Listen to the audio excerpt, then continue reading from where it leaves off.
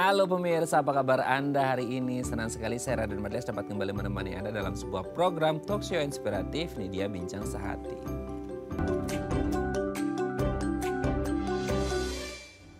Kalau lapar pasti makan, kalau haus pasti minum. Nah aturannya begitu ya. Tapi kalau kita ngomongin orang makan atau minum, biasanya ya kita kalau makan pasti kenyang. Kalau minum ketika kita haus pasti udah nggak haus lagi. Nah ada sebagian orang yang ketika mereka makan atau minum tertentu gitu ya. Biasanya kan kita ngerasa kenyang dan lain sebagainya. Tapi mungkin ada yang merasakan reaksi fisik yang berbeda gitu ya. Bisa saja mual-mual atau mungkin gatal-gatal. Nah biasanya orang ngomongin, oh pasti kalau kayak gitu ini orangnya alergi. Padahal ada satu istilah lagi namanya adalah intoleransi makanan. Gak tahu ya Anda pernah dengar atau enggak. Tapi sebenarnya beda atau sama sih antara alergi dan intoleransi makanan ini. Nah inilah topik yang akan kita bahas hari ini ya. Kita akan mengenali perbedaan antara alergi dan juga intoleransi makanan. Penyebabnya apa dan salah satunya katanya gitu ya. Kita bisa mengatasi antara alergi dan intoleransi makanan ini dengan akupuntur. Wah seru kayaknya ya. Nah ngomong-ngomong tentang alergi atau intoleransi makanan, kita akan membahas terlebih dahulu ya mitos atau fakta seputar makanan. Kita lihat yang pertama pemirsa ya. Karbohidrat itu buruk dan harus dihindari katanya. Jadi sekarang kita sering ya ngelihat, Anda sering gak sih baca atau ngelihat berita atau mungkin di medsos lah ya gitu ya. Banyak influencer, selebgram, artis gitu ya, public figure yang mereka diet karbo ya. Semua orang tuh banyak yang tahu dah, oh sekarang diet karbo dan diet karbo. Kenapa sih? Ada apa dengan karbo? Karbo itu kayak apa ya, menjadi musuh gitu ya, public enemy bagi banyak orang. Padahal kan gini, satu, karbo ini kan karbohidrat ya. Karbo ini kan berperan penting untuk menciptakan energi di tubuh kita. Tapi ada juga yang beranggapan, oke, turunan karbo apa sih? Glukosa. Itu kalau karbo dipecah kan jadi glukosa. Glukosa itu memang untuk menciptakan energi. Tapi banyak juga beranggapan, wah oke nggak boleh banyak-banyak nih karena bisa jadi DM ya, diabetes mellitus. Karena kandungan gulanya seperti itu. Nah apakah karbohidrat ini harus dihindari sampai banyak orang yang, oke, kayaknya aku convert deh dari nasi putih ke yang lain. Bukan roti biasa tapi ada dari gandum dan lain sebagainya. Nah harus diketahui juga ya indeks glikemiknya dan lain sebagainya. Ini karbonya gimana? Nanti akan kita bahas ya. Oke kita lanjut yang kedua pemirsa ya. Kebiasaan ngemil itu katanya nggak baik loh buat tubuh kita. Quote and quote ya, ngemilnya apa gitu ya. Jadi kalau kita ngomongin ngemil itu kan definisinya bisa beragam ya. Turunannya sup-supnya ngemil ini banyak. Dalam artian bisa makanan, bisa minuman dan lain sebagainya. Makanan apa sih? Ya kalau kita convert ke makanan yang paling banyak digemari oleh kita warga plus 62 adalah gorengan gitu ya. Nah gorengan itu biasanya tersedia di meja makan atau di meja kerja bahkan teman-teman kita gitu ya. Oh lihat di mejanya dia ada gorengan dan lain sebagainya. Nah ngemil ini kan adalah sesuatu apa ya, small menu ya, small diet ketika di antara jam makan. Entah itu antara sarapan sama makan siang atau makan siang dan makan malam. Dan mungkin setelah makan malam juga gitu ya. Tapi kalau kita ngomongin ngemil itu sebenarnya sehat atau enggak sih? Basically harus mengetahui dulu nih kita apa yang dimakan atau apa yang diminum. Karena sekarang kan banyak ya mungkin menyediakan fast food dan lain sebagainya. Minuman pun mungkin yang boba-bobaan, yang manis-manis. Di satu sisi kayak manis nggak apa-apa lah untuk menciptakan energi. Tapi juga jangan kebanyakan. Nanti akan kita bahas ya sebenarnya kebiasaan ngemil itu. Bahkan untuk beberapa makanan yang mungkin kayak oke ini masuk kategori aman kok dan sehat. Ini bisa dikonsumsi atau dijadikan cemilan nggak sih? Atau snacking time-nya gitu ya. Oke kita lanjut yang ketiga pemirsa ya. Produk organik itu pasti lebih baik. Oke, sekarang itu pernah nggak sih Anda kayak menemukan produk-produk yang semisal ya, ini kalau nggak ngerti nih, nanti harus dikoreksi juga sama dokter. Jadi kadang-kadang itu kita kalau nemuin, let's say kayak pisang gitu ya. Pisang itu kan kalau kulitnya kayak ada bercak-bercaknya kita kayak nggak mau itu nggak bagus. Kita harus menemukan pisang yang benar-benar mulus gitu ya. Nah, ada yang beranggapan bahwa loh justru yang bercak-bercak itu yang organik itu yang lebih sehat karena ini itu dan lain sebagainya. Nah sekarang kita ngomongin deh entah itu makanan atau buah-buahan dan lain sebagainya. Intinya produk makanan organik itu pasti selalu lebih baik. Makanya nggak heran kalau kita ke superstore gitu dan menemukan ada organic products itu biasanya dibanderol harga lebih mahal gitu ya dibandingkan dengan produk-produk non-organik. Nah, apakah selalu seperti itu dan produk non-organik itu gak bagus dan gak sehat? Nanti akan kita bahas ya. Oke, kita lanjut yang keempat pemirsa ya.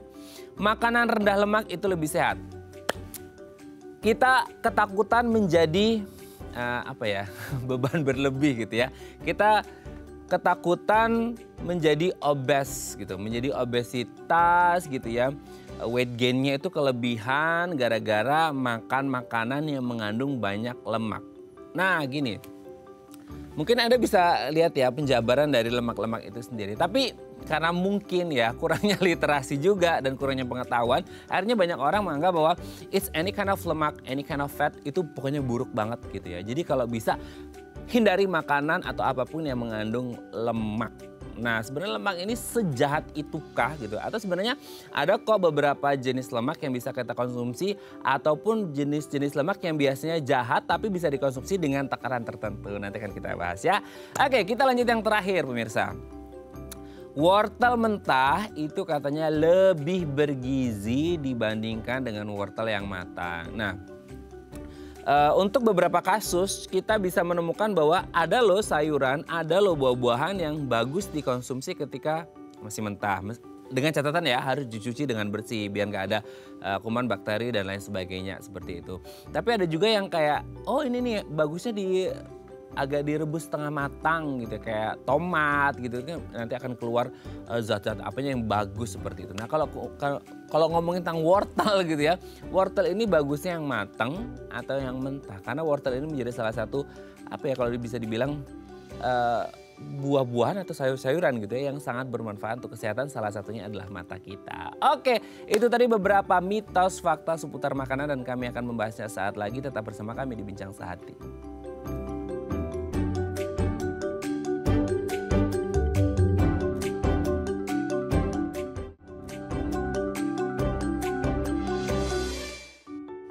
Baik, Anda masih bersama kami di Bincang Sehati. Tadi di segmen sebelumnya kita sudah membahas ya beberapa mitos atau fakta seputar makanan karena kita lagi ngomongin alergi dan intoleransi makanan. Nah, untuk membahas apakah mitos atau fakta tadi itu benar adanya sebagai fakta atau mitos belaka, telah hadir bersama kami di studio Bincang Sehati.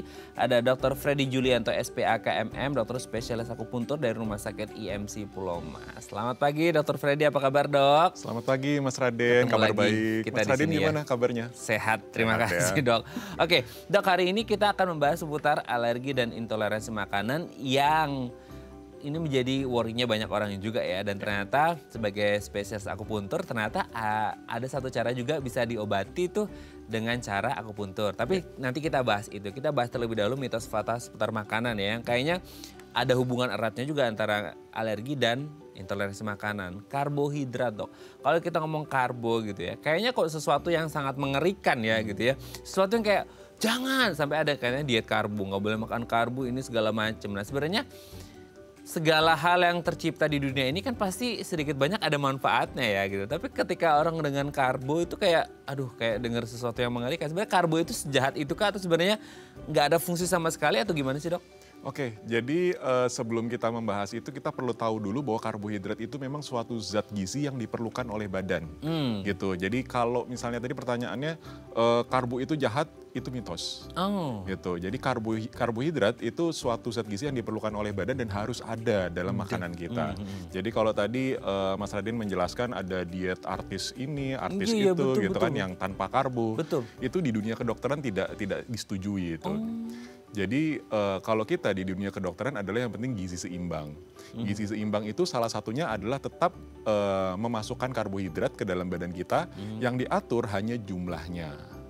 Gitu. Karena karbohidrat itu penting sekali untuk energi kita.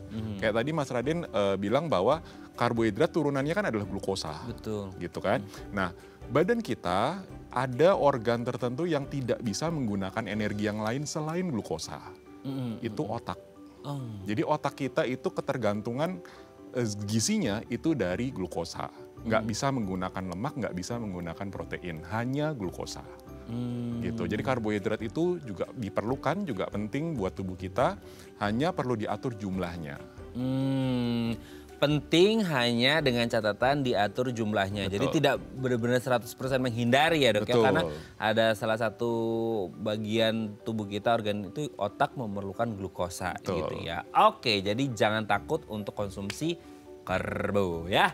Oke, kita lanjut yang kedua ya dok ya. Nah, ngemil gitu ya. Ini kan gimana ya, snacking itu adalah salah satu hal yang bisa jadi mood booster juga, killing the time, release the stress dan lain sebagainya. Tapi di satu sisi kayak banyak bilang, wah jangan ngemil, bahaya itu. Nah, ditandai dulu ya ngemilnya apa. Sebenarnya ngemil itu boleh atau nggak sih dok? Oke, ngemil itu boleh Mas Raden. Dan betul, jadi yang perlu digarisbawahi ngemilnya apa gitu. Kenapa ngemil itu perlu? Karena pengosongan lambung kita itu hanya dalam waktu 3 jam. Jadi setelah 3 jam, setelah waktu makan, itu lambung kita udah kosong. Kosong ya? Kosong. Udah dipencerna segala Udah macam. langsung turun ke usus gitu. 3 jam itu waktu yang paling lama loh. Jadi kalau Jadi misalnya lebih cepat? Misalnya Mas Radin makan bubur sama Mas Radin makan daging, itu pengosongan lambungnya beda pasti. Lebih cepat yang bubur? Lebih cepat yang bubur daripada daging gitu. Nah jadi yang paling lama itu dalam waktu 3 jam lambung kita udah kosong. Sebanyak apapun kita makan? Betul. Gitu. Nah, jadi apalagi buat pasien-pasien yang ada sakit mah, GERD, asam lambung gitu ya. Nah, itu lambung kita itu nggak boleh kosong terlalu lama. Nah, jadinya cemilan itu diperlukan sebenarnya. Gitu. Jadi di antara 2 waktu makan itu biasanya kita melakukan cemilan. Antara makan siang, makan malam itu kan kejauhan tuh. Iya betul.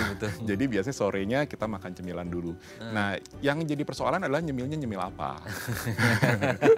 Nyemil yang baik adalah nyemil buah-buahan tentu ya. Nah, kalau tadi terkait warga plus 62 makannya gorengan gitu. Nah, itu sebenarnya kurang baik tuh. Gitu. Karena kalau gorengan aja sendiri lemaknya, minyaknya aja udah berapa banyak. Dan belum lagi minyaknya tadi itu udah berapa kali dipakai menggoreng. Gitu. Makin banyak, makin sering dipakai menggoreng, itu semakin jelek karena asam lemaknya rantainya itu banyak yang putus. Semakin banyak yang putus, semakin jelek dan akhirnya menumpuk kolesterol di badan kita. Gitu. Jadi tergantung cemilannya apa. Tergantung ya, mau yang sehat atau nggak sehat. Nggak ngerti juga itu udah berapa ribu kali itu gorengannya pakai minyaknya ya. Oke dok, kita lanjut yang ketiga ya. Nah ini juga, ini kayaknya udah mindset di masyarakat kita bahwa produk organik itu pasti lebih baik, lebih sehat, lebih bergizi dan lebih-lebih yang lainnya. Sehingga dibanderol juga harganya bisa lebih tinggi. Apakah selalu seperti itu atau gimana? Enggak selalu seperti itu Mas Raden.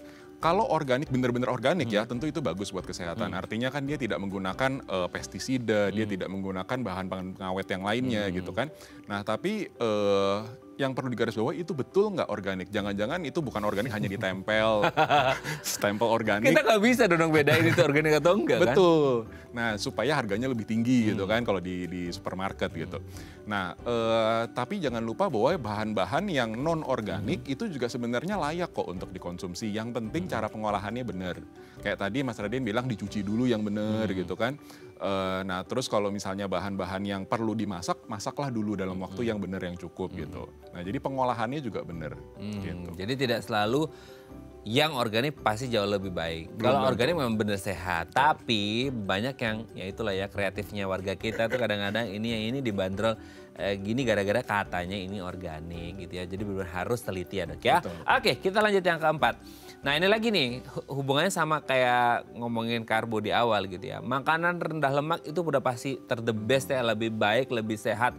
Karena selain karbo, orang juga pada takut sama lemak dok. Lemak itu pikirannya apa? Orang gendut, overweight, obese itu pasti isinya lemak semua gitu.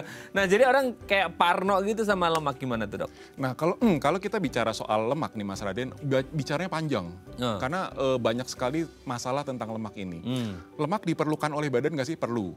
Di setiap sel-sel badan kita itu terdiri dari lipid bilayer luarnya. Jadi lemak itu dibutuhkan untuk melindungi si sel itu gitu. Supaya tidak hancur. Gitu. Nah lemak yang dibutuhkan oleh badan kita dewasa dalam 1 hari itu 1 ruas jari. Lemak. lemak ini. Jadi kalau mau pakai minyak goreng, mau dipakai makan makanan yang digoreng-goreng gitu kan, atau lemak-lemak hewani, kita harus memperhitungkan bahwa itu sudah mencapai belum satu ruas jari ini dalam satu hari. Untuk dewasa ya. Untuk dewasa. Ini berarti persediaan untuk 1 bulan nih kayaknya, Dok. Dan jangan lupa bahwa lemak itu ada yang asam lemak yang jenuh dan tidak jenuh. Mungkin Mas Radin pernah dengar itu ya. Nah, yang bagus adalah yang tidak jenuh. Gitu. Kalau jenuh itu berarti rantai asam lemaknya banyak yang putus. Tadi saya sudah katakan, kalau terlalu banyak dipanaskan, artinya digoreng atau dipanaskan lah ya. Nah, itu asam lemaknya semakin banyak yang putus dan itu semakin jelek karena menumpuk kolesterol di badan kita. Gitu. Jadi asam lemak atau lemak itu dibutuhkan, tapi sekali lagi dalam jumlah yang cukup. Gitu. Oke, ya. Lagi-lagi ya, dalam jumlah yang cukup sama dengan karbo tadi ya, lemak ini juga penting. Oke, Dok, yang terakhir. Nah, ini kadang-kadang orang kepikirannya tuh makanan yang mentah lebih sehat karena kandungannya itu masih asli. Kalau direbus, apalagi digoreng gitu ya, seperti halnya contohnya wortel gitu ya, itu lebih baik yang mentah daripada yang udah dimasak, direbus atau yang lain sebagainya. Karena kandungannya katanya bisa menurun. Gimana tuh, Dok? Itu betul, itu fakta. Jadi memang ada sayuran tertentu gitu ya yang kalau dipanaskan, entah direbus atau digoreng, itu zat gizinya ada yang hilang. Entah dia larut bersama airnya kalau direbus, atau entah dia larut menguap. Gitu. Jadi kalau ada yang bisa dimakan mentah, lalapan gitu kan, yang penting dicuci bersih dulu ya. Yang penting dicuci bersih dulu. Kalau udah dicuci bersih, yang mentah itu juga kandungan gizinya juga lebih bagus, lebih banyak karena tidak ada yang terbuang dalam proses pengolahannya. Jadi itu fakta. Oke, apalagi kalau digoreng ya, Dok ya, gorengnya tadi pakai minyak gorengan, aduh bahaya banget ya gitu ya. Memang harus, kalaupun dalam kondisi mentah harus dipastikan benar-benar dicuci dengan bersih. Gitu ya. Oke, nanti kita lanjut lagi ya, Dok ya, ngomongin alergi dan intoleransi makanan. Oke pemirsa, kalau Anda punya pertanyaan seputar tema kita hari ini boleh ya tanya-tanya di 021 290 3244 atau DM Instagram kami di @daifamily. Kami akan kembali saat lagi.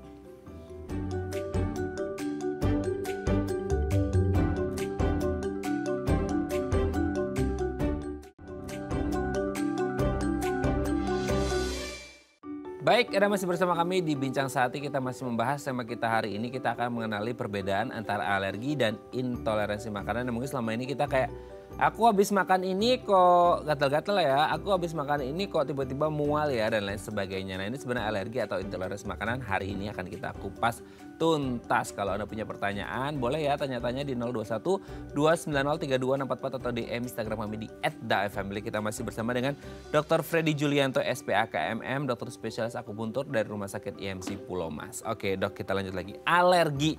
Selama ini mungkin kita kenal alergi adalah yaudah yang gatal-gatal itu pasti alergi gitu ya. Kena debu alergi, tempat yang dingin alergi gitu. Pokoknya sesimpel itu masyarakat kita mendefinisikan dari alergi. Tapi kalau dari sisi medis sendiri, alergi itu apa sih, Dok? Alergi itu adalah respon imun kita. Jadi respon imun kita yang dianggap berlebihan. Jadi daya tahan tubuh kita, kan kita punya daya tahan tubuh ya Mas Raden ya. Kalau terlalu sedikit, terlalu lemah itu jelek karena kita gampang kena penyakit, gampang terinfeksi, gampang sakit. Sedangkan kalau terlalu hiper, ya terlalu menghiperbolakan, terlalu berlebihan itu juga jelek. Jadi hipersensitif. Jadi alergi itu istilah resminya, istilah bagusnya adalah hipersensitivitas. Jadi terlalu sensitif. Jadi ada benda asing masuk sedikit, respon imun kita, respon daya tahan tubuh kita itu berlebihan. Itu alergi. Oke, reaksi berlebihan ini, hipersensitivitas yang ya nggak begitu tinggi lagi ya, udah hiper. Itu pada semua hal atau pada hal-hal tertentu? Maksudnya mungkin pada makanan tertentu atau kondisi tertentu? Tertentu, jadi nggak semua. Jadi kecuali kalau misalnya kita bicara tentang autoimun ya. Autoimun itu kita nggak ngapa-ngapain aja daya tahan tubuh kita menyerang badan sendiri gitu. Daya tahan tubuh kita menyerang badan kita sendiri itu autoimun. Tapi kalau bukan autoimun, misalnya dia alergi sesuatu, itu tidak semua hal. Jadi ada hal-hal tertentu aja. Kayak misalnya topik bahasan kita hari ini kan makanan. Dan jangan lupa nggak cuma makanan, minuman pun juga bisa. Jadi makanan ataupun minuman itu juga bisa menyebabkan hipersensitivitas atau alergi. Nah makanan itu juga makanan apa dulu tergantung. Makan makanan yang paling banyak menimbulkan alergi itu adalah kacang-kacangan. Itu yang pertama. Yang kedua adalah seafood. Udang, cumi, kepiting gitu ya. Nah jadi yang pertama kacang-kacangan, yang kedua seafood. Itu yang paling banyak. Tapi bukan berarti yang lain tidak bisa. Bisa gitu. Nah itu kenapa dua makanan ini paling banyak pemicu timbulnya alergi itu sendiri? Ada kandungan apakah gitu? Kalau mungkin kayak kacang-kacangan itu kan makanan yang let's say kayak bergas gitu ya dok. Itu ada hubungannya atau sebenarnya emang ada apa di dalam tubuh kita gitu ya, akhirnya agak resist juga nih sama kandungan-kandungan yang ada di dua makanan ini gitu. Oke, jadi yang salah bukan makanannya. Oh. Yang salah bukan makanannya. Jadi kalau misalnya yang salah makanan berarti semua manusia kalau makan itu akan begitu kan. Nah ternyata kan tidak. Ternyata kan ada orang-orang tertentu makan kacang fine, nggak ada masalah gitu. Tapi sedangkan ada orang lain yang makan kacang dia muncul tuh alerginya, hipersensitivitasnya. Jadi yang masalahnya adalah di dalam badan orang itu gitu. Kita tahu bahwa alergi itu adalah faktor keturunan salah satunya. Jadi ada genetik yang diturunkan yang mengandung tanda kutip informasi alergi gitu. Jadi kalau orang tuanya alergi kacang misalnya atau orang tuanya alergi seafood misalnya, ada kemungkinan anaknya juga mengalami alergi yang sama gitu. Oke, berarti maksudnya apa sebutannya itu kalau nggak salah atopi gitu ya? Atopi. Atopinya itu bisa nurun tapi jenis alerginya bisa berbeda? Bisa sama bisa berbeda. Oh. Orang tuanya alergi debu, anaknya mungkin bukan debu, anaknya mungkin makanan. Oh, nah itu dok menariknya. Kalau lihat dari jenis-jenisnya, kan tadi dokter menyebut hari ini kebetulan kita ngomongin makanan, tapi di luar makanan itu ada minuman, dan di luar makanan ada minuman ada pernon makanan gitu, pernon kulineran di luar makanan ada minuman kayak debu atau dingin gitu. Nah kalau kita ngomong jenis-jenis alergi itu ada pembagiannya nggak sih? Maksudnya kayak ini jenis alergi makanan, jenis alergi minuman, jenis alergi non makanan dan minuman. Karena ada orang ngomongin alergi debu, alergi dingin itu sebenarnya ada. Ada. Jadi kalau misalnya kita itu namanya bukan jenis alergi. Kalau jenis alergi kita biasanya membaginya itu adanya keterkaitan dengan imunoglobulin E apa tidak, IgE atau tidak. Imunoglobulin itu artinya daya tahan tubuh kita, antibody. Imunoglobulin di dalam badan kita itu banyak, ada IgA, ada IgG, ada IgM, IgE dan sebagainya, masih banyak lagi yang lainnya. Agak kompleks itu.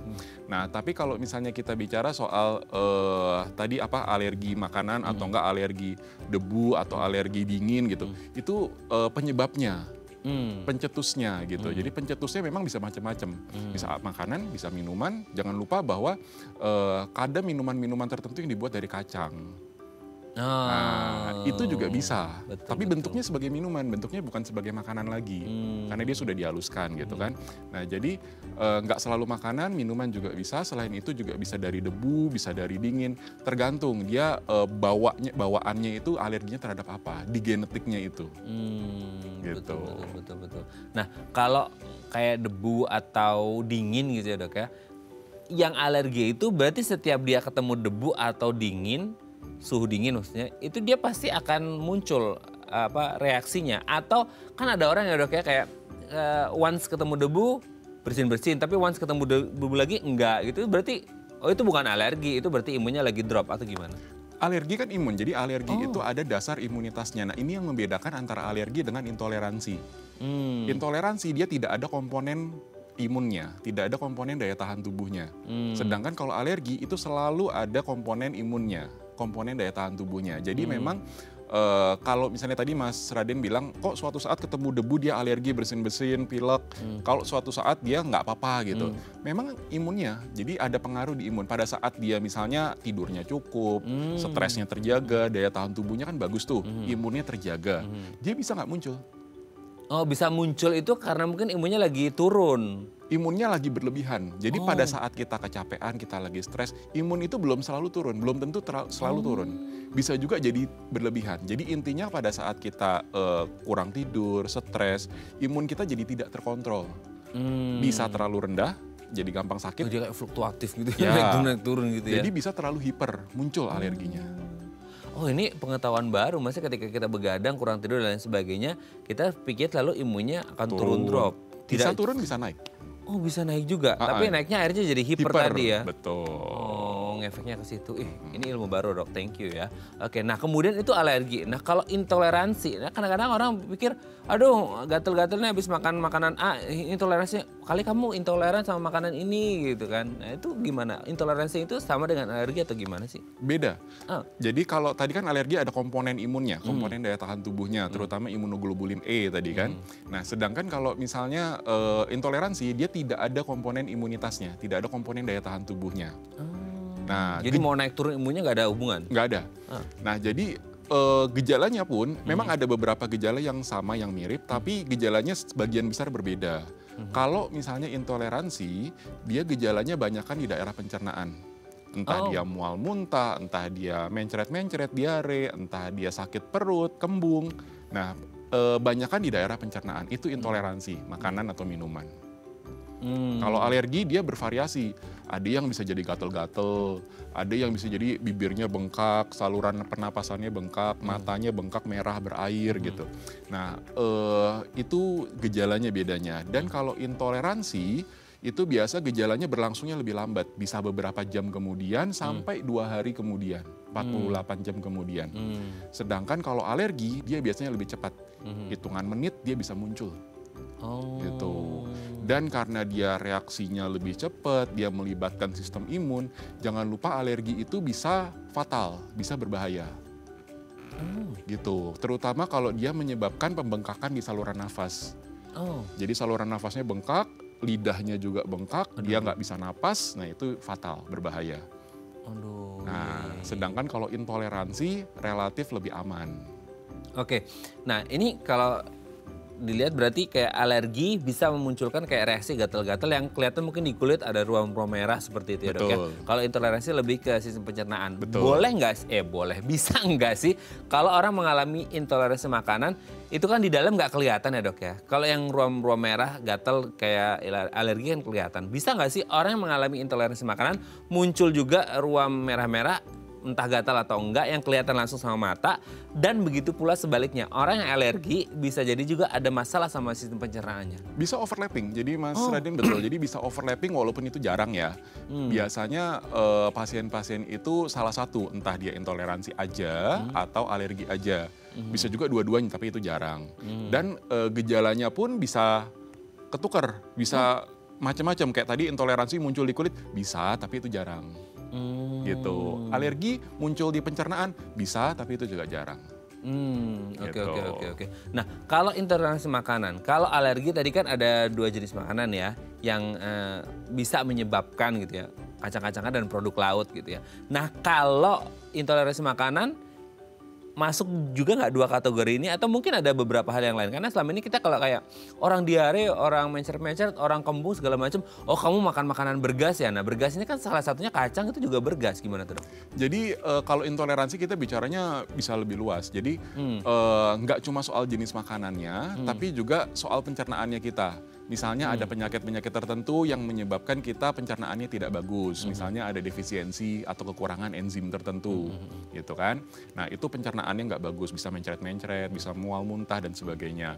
Atau ada penyakit tertentu yang menyebabkan pencernaannya tidak bagus, misalnya IBS, inflammatory bowel syndrome gitu. Jadi pencernaan kita radang semua. Itu penyakit itu gitu misalnya. Atau misalnya intoleransi laktosa, lactose intolerance. Pernah dengar tuh ya Mas Raden ya. Nah jadi mencret-mencret, pasiennya nggak bisa minum susu. Karena nggak punya enzim tertentu yang mengolah si susu itu gitu. Atau misalnya ada obat-obatan tertentu yang membuat pencernaan kita jadi tidak bisa bekerja sebagaimana mestinya. Gitu. Nah jadi intoleransi itu penyebabnya banyak sekali. Gitu, nggak cuma dari jenis makanannya apa. Tergantung kondisi orangnya juga. Iya, tergantung kondisi pencernaannya itu seperti apa. Oke. Jadi tidak bisa dipatok rata bahwa orang mengalami intoleransi karena ini, tapi harus kembali lagi ke kondisi sistem pencernaan orang tersebut gitu ya. Oke dok, nanti kita lanjut lagi ya ngobrol di segmen selanjutnya. Oke pemirsa, kalau Anda masih punya pertanyaan seputar tema kita hari ini, boleh ya tanya-tanya di 021-290-3264 atau DM Instagram kami di @daifamily. Kami akan kembali saat lagi.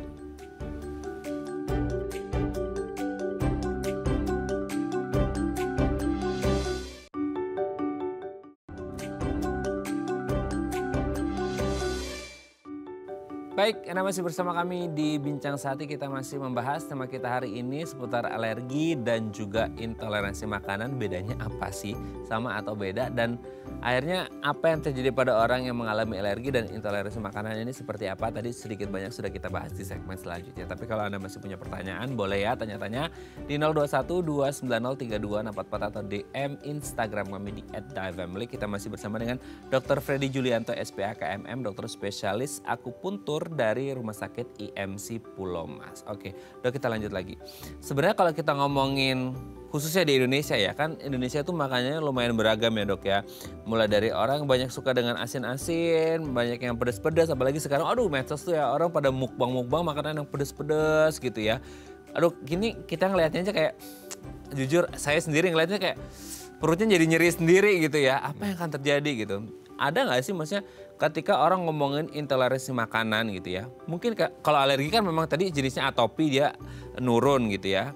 Meskipun jenis alerginya mungkin bisa sama atau bisa berbeda. Nah kalau intoleransi bisa nggak sih dia munculnya ketika dewasa? Maksudnya ketika anak-anak dia nggak ada nih dengan makanan apapun kayaknya oke-oke aja. Gede kenal dengan media sosial ada mukbang segala macam. Terus makan tuh yang pedas-pedas segala macam. Bisa muncul intoleransi waktu gede atau gimana? Bisa, Mas Raden. Jadi waktu anak-anaknya fine-fine aja, makan apa aja nggak ada masalah. Tapi begitu remaja atau begitu dewasa dia muncul intoleransinya. Itu bisa banget. Karena apa? Karena memang ada penyakit-penyakit tertentu yang menyebabkan intoleransi itu. Dan waktu masih kecil mungkin dia belum terkena penyakit itu. Nah, waktu dewasa dia baru terkena penyakit itu. Misalnya kayak tadi saya sebutkan ada IBS atau IBD. Itu sama ya, sindrom atau disease. Nah, itu kalau dia baru terkenanya pada saat dewasa, baru muncul intoleransinya pada saat dewasa. Gitu. Atau ada obat-obatan tertentu yang mungkin karena penyakit yang dideritanya yang lain, dia harus minum obat itu dan obat itu mengganggu pencernaannya dia. Gitu. Nah, itu menimbulkan intoleransi pada saat dewasa. Karena waktu masih kecil kan dia belum minum obat itu. Jadi pencernaannya masih baik-baik aja. Nah, itu bisa muncul pada saat dewasa. Nah, kalau ada orang-orang dengan let's say baik-baik aja nih dengan makan A sampai Z itu oke-oke aja. Terus kemudian dia didiagnosis ada ngalamin ya entah asam lambung, GERD atau MAH gitu ya. Itu bisa akhirnya memunculkan jadi intoleransi nih sama jenis-jenis makanan tertentu terutama mungkin yang bergas dan lain sebagainya bisa? Bisa, jadi intoleransi itu luas sekali gitu. Jadi misalnya dia nggak bisa makan makanan bergas, nggak bisa makan makanan yang terlalu pedas gitu misalnya. Nah itu juga termasuk intoleransi. Gitu, karena efeknya kan bisa ada rasa mual, muntah, bisa mencret-mencret, bisa sakit perut gitu. Oke. Itu memang jenis penyakit yang tadi saya sebutkan hubungannya dengan sistem pencernaan ya, misalnya asam lambung, GERD dan lain sebagainya. Tapi kalau yang mungkin yang sistemnya sistem metabolik tubuh atau degeneratif kayak diabetes mellitus itu juga bisa. Atau mungkin beberapa penyakit yang lain non yang di seputar sistem pencernaan dia bisa mengalami intoleransi. Gimana pertanyaannya jadi? Kalau tadi kan penyakitnya kayak asam lambung, GERD itu kan ada kaitannya dengan sistem pencernaan. Nah itu kan berarti hubungannya dengan intoleransi makanan. Tapi kalau non sistem pencernaan, maksudnya metabolik dan lain sebagainya, kayak diabetes mellitus dan beberapa penyakit yang lain deh gitu yang populer di Indonesia atau di dunia, itu bisa nggak akhirnya menimbulkan orang ini mengalami intoleransi makanan juga? Berbeda, Mas Raden. Jadi kalau misalnya kita diabetes atau misalnya kolesterol atau apa, itu kan jenis makanannya yang mengakibatkan penyakit yang lain. Gitu. Oke.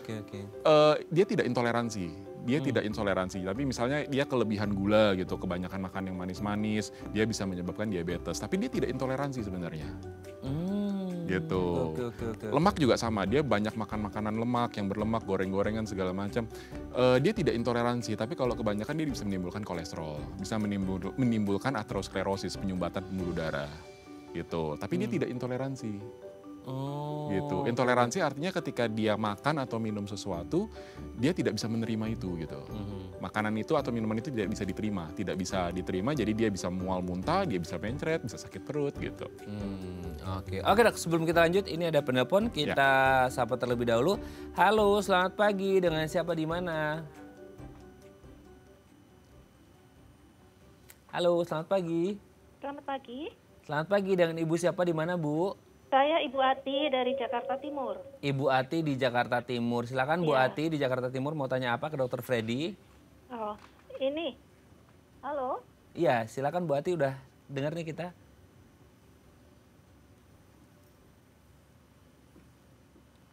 Halo Bu Ati. Ya, halo ya. Iya, ya. Udah dengar nih, Bu. Ini Sudah, ada sudah, Dokter Freddy, sudah. silakan mau tanya apa? Oh ya, ya. Begini dokter, untuk orang yang terkena intoleransi terhadap susu, Ya Bu. Iya. ya, untuk orang yang terkena intoleransi terhadap susu, Mm-mm. Kenapa? Iya, Bu. bagaimana cara mengatasinya? Ini orang dewasa, anak-anak atau gimana? Orang dewasa, dewasa.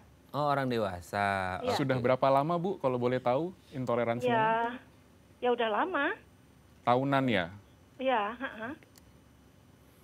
Berarti maksudnya sampai sekarang masih pingin konsumsi Masih. susu tapi selalu intoleransi gitu Selalu, ya? ya, selalu dia ada mencret kayak gitu. Oh, oke. Dokter ada yang ditanyakan lagi? Dokter sudah jelas ya? Sudah. Oke. Ya, ha-ha. Terima kasih Bu Ati di Jakarta Timur, Iya. kita akan coba jawab ya. Oke, ini Bu Ati Iya. di Jakarta Timur, ada orang dewasa yang mengalami intoleransi terhadap susu. Kalau minum susu dia akan mencret-mencret gitu ya, itu gimana dok? Oke, kalau misalnya dia tadi penyebabnya kan sudah bertahun-tahun ya, udah lama tahunan. Jadi perlu dicari tahu dulu apakah dia ada penyakit sebelumnya, penyakit yang mendasarinya gitu. Kalau misalnya dia memang ada penyakit sebelumnya, entah dia penyakit lambung, GERD atau enggak dia ada IBS tadi yang paling sering gitu kan, itu harus diobatin dulu gitu. Penyakitnya. Jadi kalau misalnya dia sudah ada penyakit tertentu, kayak tadi yang saya sebutin itu GERD itu bisa bertahun-tahun, IBS itu bisa bertahun-tahun gitu. Nah jadi kalau misalnya memang ada penyakit yang mendasarinya, obatin dulu penyakitnya, maka intoleransinya akan hilang Sendirinya? sendirinya. Gitu. Jadi penyakit yang mendasarinya itu harus diberesin dulu. Gitu. Nah, kalau misalnya dia tidak ada penyakit yang mendasarinya, biasanya kemungkinannya adalah gangguan di enzim, kekurangan enzim, defisiensi enzim. Gitu. Kalau susu kan kita tahu kan ada enzim-enzim tertentu di badan kita yang fungsinya adalah mengolah susu, mengolah laktosa.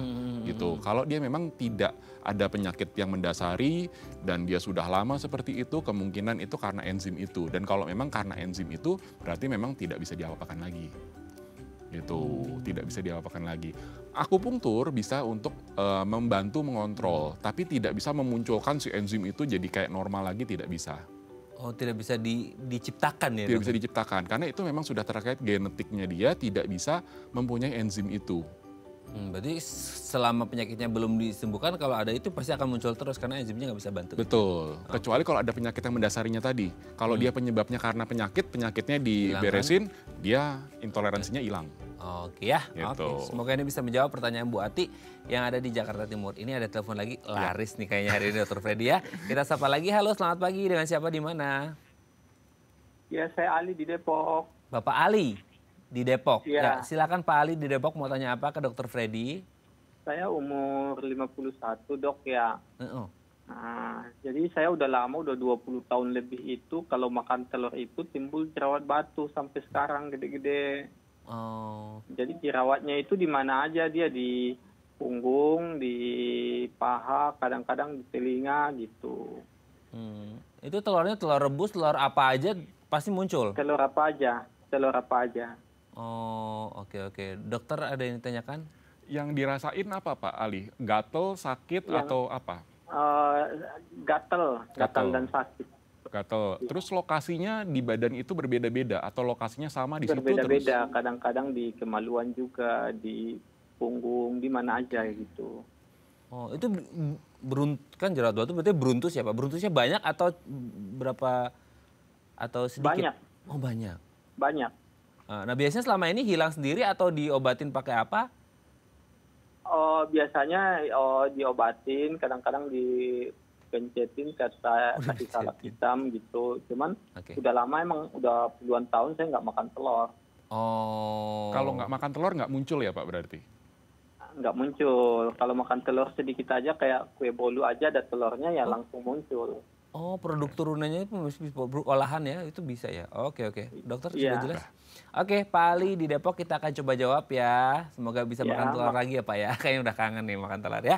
Oke, silakan Dokter Freddy gimana nih? Nah ini salah satu contoh khas yang alergi. Jadi ini bukan intoleransi, ini adalah alergi Oke. gitu ya. Ini contoh yang khas. Jadi dia tempatnya bisa bervariasi. Yang dirasain oleh pasiennya adalah gatel, bukan nyeri, bukan apa yang lain, tapi gatel gitu. Nah cara yang paling gampang adalah jangan makan telur. Itu kan sudah dilakukan oleh Pak Ali 20 kan. tahun loh gak makan telur. Wah. Cara yang paling gampang tuh itu gitu. Tapi kalau misalnya Pak Ali memang pengen makan telur gitu kan, misalnya keluarganya makan telur, teman-teman makan telur, kok saya sendiri nggak makan telur Kan gitu kita kan. nggak ngerti kadang-kadang produk olahan ini pakai telur atau enggak kan gitu. Betul. Nah jadi terapinya ada dua, farmakologis dan non farmakologis, obat-obatan maupun yang non obat-obatan. Oke. Obat-obatan kita tahu ya banyak obat alergi ada di pasaran, di apotek-apotek gitu. Nah itu bisa menggunakan itu. Itu maksudnya dimakan sebelum makan makanan yang mengandung susu, Ya. mengandung telur. Betul. Nah jadi pada saat itu mungkin alerginya nggak muncul atau alerginya muncul tapi tidak berat. Jadi tergantung jumlah telur yang dimakan seberapa banyak gitu ya. Nah, yang kedua adalah akupunktur. Tadi yang ini yang non farmakologis, non obat-obatan. Akupunktur itu berguna untuk menstabilkan daya tahan tubuh tadi. Kan tadi alergi dasarnya atau basicnya adalah sistem imun, daya tahan tubuh gitu kan. Nah, daya tahan tubuh itu distabilkan. Jadi dikontrol supaya dia tidak ada lutupan-lutupan hipersensitivitas tadi. Jadi kalau mau hiper dia ketahan. Ketahan, Gitu. betul. Nah itu gunanya akupunktur. Jadi tapi akupunktur nggak bisa cuma sekali, abis itu dia bisa makan telur, enggak. Akupunktur itu perlu beberapa kali supaya dia daya tahan tubuhnya stabil dulu. Oh. Nah ini harus garis bawahi akupunktur medis ya dok Medis, ya? medis Oke, gitu. oke. Bukan akupunktur tradisional, bukan. Ini akupunkturnya medis dan ketika dia sudah stabil, alergi itu nggak bisa disembuhkan ya, Mas Raden ya. Jadi alergi itu seumur hidup itu tidak bisa disembuhkan. Yang bisa dilakukan hanya mengontrol alergi itu supaya dia tidak atau jarang sekali muncul letupan-letupan tadi, hipersensitivitasnya tadi itu. Nah kalau udah terkontrol, udah stabil daya tahan tubuhnya, nah dia jarang sekali muncul atau tidak muncul sama sekali alerginya. Gitu. Itu contoh klasik tuh, contoh yang khas alergi. Oh Pak Ali tadi itu Ya. ya. Berarti Pak Ali bisa pilihannya dua tadi ya, minum obat. Obat Kalau atau misal akupunktur. mau makan makanan yang mengandung olahan telur, atau pakai yang akupunktur medis Betul. ya untuk mengontrol hipersensitivitas dari si imun ini sendiri supaya Betul. tidak meletup-meletup gitu ya. Betul. Oke, nah nanti kalau Pak Ali pingin akupunktur boleh langsung hubungi Dokter Freddy ya. Oke, semoga bisa menjawab pertanyaan Pak Ali ya. Nanti kita lanjut lagi ya dok ya. Oke pemirsa, kalau Anda masih punya pertanyaan boleh ya tanya-tanya di 021 290 3244 atau DM Instagram kami di @theifamily. Kami akan kembali saat lagi.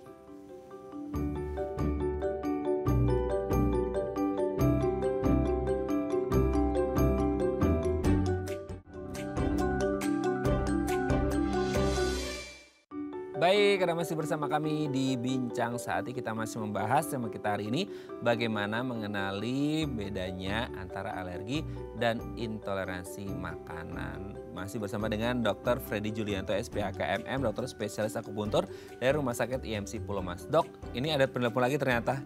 Nanti kita bahas kalau ada waktu ya, kita angkat terlebih dahulu penelponnya. Halo, selamat pagi, dengan siapa di mana? Halo, selamat pagi Ibu, dengan Ibu siapa di mana? Dengan Luanita dari Jakarta. Ibu Monita di Jakarta. Bu, kalau Luanita di Jakarta. Oke, Bu Luanita di Jakarta mau tanya apa ke Dokter Freddy? Mau tanya tentang anak saya ini kira-kira umur 10 tahun kali. Dia ada alergi obat. Tapi saya lupa obatnya apa. Dan sampai sekarang ini setiap dikonsultasi ke dokter atau ke rumah sakit, kalau ditanya dia bilang ada alergi obat. Cuma dia sendiri tidak tahu. Akhirnya dokternya tidak pernah kasih antibiotik. Nah itu caranya bagaimana dok? Saya menghadapi keadaan seperti ini. Seringkali juga timbul was-was ya.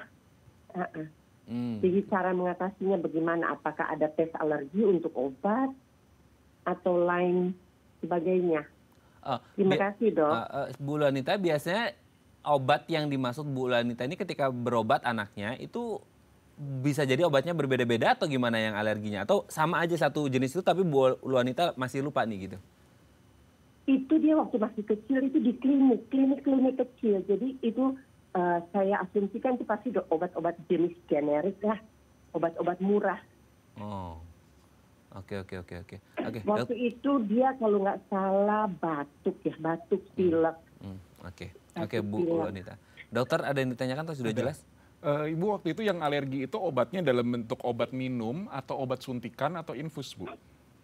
obat minum. Obat minum. Karena sudah di rumah, gejalanya timbul merah-merah, bengkak-bengkak. Saya langsung bawa lagi ke poliklinik, ke klinik kecil. Merah-merah Langsung bengkak-bengkak di diganti daerah obatnya. mana, Bu? Waduh, kliniknya malah sudah tutup, Pak, dekat Oh, bukan. rumah. Di bagian tubuhnya? tubuh. Di muka, Di muka. terutama bibir. Bibir. Oke. Oke, sudah jelas dok? Udah. Oke, Bu Luanita, karena waktu juga kita akan coba jawab ya Bu ya. Terima kasih Bu Luanita di Jakarta, semoga anaknya juga cepat sembuh ya. Oke dok, kita punya, saya ngelirik jam dulu ya dok ya. Oke, 2 menit dok. 2 menit dok, silakan. Ya, jadi kalau misalnya alergi ini alergi obat, betul. Jadi yang bengkak itu memang daerah muka biasanya, daerah bibir, daerah mata gitu. Dan itu kalau obat minum tidak ada tes alerginya. Oh. Gitu. Jadi yang bisa dilakukan adalah kita mencari tahu trial and error. Jadi kita kasih obat tertentu, makanya perlu diingat tuh waktu itu dikasih obat apa atau dikasih obat untuk penyakit apa. Nah, itu yang perlu diingat. Jadi yang berikutnya itu apa? Kalau obat suntik itu masih ada tesnya. Jadi sebelum disuntikan itu ada tes dulu, disuntikin sedikit di bawah kulit, kita lihat dia bengkak apa enggak. Kalau bengkak, dia bengkaknya besar terutama, itu alergi obat suntik itu gitu. Tapi kalau obat minum dia tidak ada tesnya. Jadi kita hanya bisa melihat atau mengingat kembali obatnya waktu itu obat apa atau obat untuk kasus penyakit apa. Tapi bisa nggak sih, maksudnya ini kan obatnya alerginya karena yang obat minum oral gitu. Tapi kalau disuntik bisa jadi dia alergi juga atau enggak? Hati-hati, karena obat suntik-suntikan atau obat infus itu efeknya akan lebih hebat daripada obat minum. Gitu. Makanya obat suntik atau obat infus itu biasanya ada tesnya dulu di bawah kulit, disuntikin dulu sedikit di bawah kulit untuk melihat bengkaknya. Karena kalau memang terjadi alergi obat suntik atau alergi obat infus, itu hati-hati karena dia dampaknya bisa besar bahkan bisa fatal. Oh, makanya lebih aman yang minum, ya? Kalau obat minum biasanya dia kalau muncul alergi dia tidak sampai fatal. Kecuali kalau udah tahu alergi tapi masih bandel diterusin juga gitu. Oke. Tapi kalau udah alergi di stop biasanya obat minum itu tidak fatal. Oke, kalau tadi antibiotik nggak dikasih gimana dok? Sebenarnya nggak apa-apa karena nggak semua penyakit itu butuh antibiotik.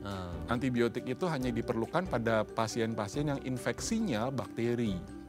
Kalau infeksi virus nggak perlu antibiotik, infeksinya jamur, parasit itu tidak perlu antibiotik. Oke ya, semoga ini bisa menjawab pertanyaan Bu Luanita yang ada di Jakarta. Oke dok, terima kasih. Ini waktu juga sebenarnya banyak yang harus kita lakukan dan ditanyakan gitu ya. Mungkin salah satunya bisa dengan obat minum ataupun dengan akupuntur medik seperti tadi disampaikan oleh Dr. Freddy. Terima kasih dok. Salam sehat selalu untuk keluarga di rumah dan teman-teman di Rumah Sakit IMC Pulau Mas ya. Oke pemirsa, itu tadi perbincangan kita dengan Dr. Freddy. Semoga bermanfaat ya. Saya Radha Madlias pamit. Sampai jumpa dan selamat kembali beraktivitas di hari Selasa yang indah ini. Sampai jumpa. Terima kasih dok. Wah hari ini rame nih.